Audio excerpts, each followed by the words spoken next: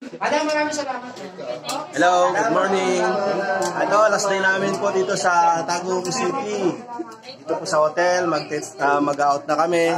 Ayan yung mga staff namin. Salamat po sa mga staff po ng hotel at kami. Serve ng maganda ang serve po sa amin dito. So, ito yung mga kasama namin.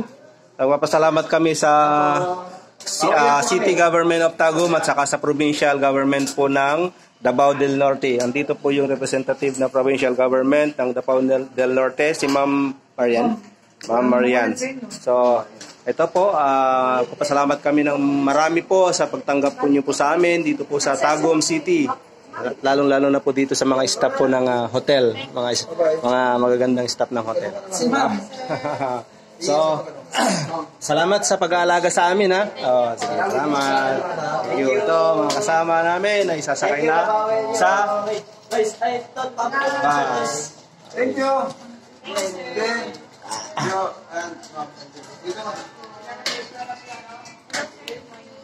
Nabalik ko sa inyo, Jesse, yung cardio mo. Baka mo nga ito isa. Ayan, pasakay na sila sa bus. At ito ang aming MVP. Dala-dala niya yung wheelchair niya. Yung karangalan ng bayan. Dala-dala niya yung Iuwi na namin yung karangalan ng bayan. At ito na po, yung mga sasakay sa mga sasakay sa bus.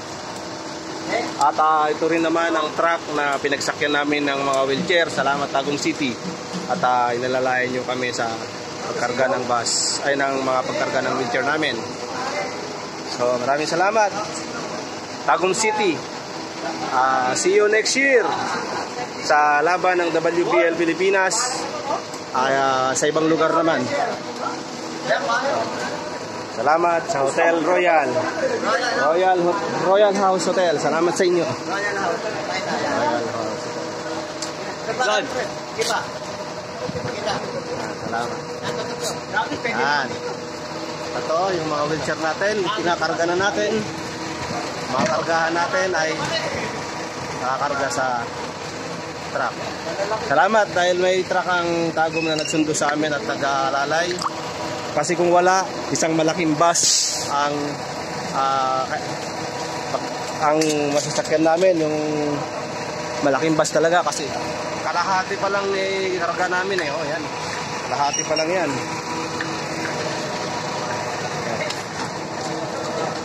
Kalahati pa lang yan. Salamat at may nakuha kaming alalay sa amin na truck. Wala yan, isang bus ang arkilahin namin.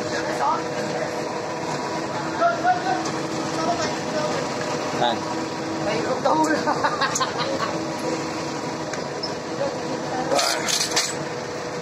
Karga pa lang namin, puno na yung truck, mga wheelchair at saka mga bagahe.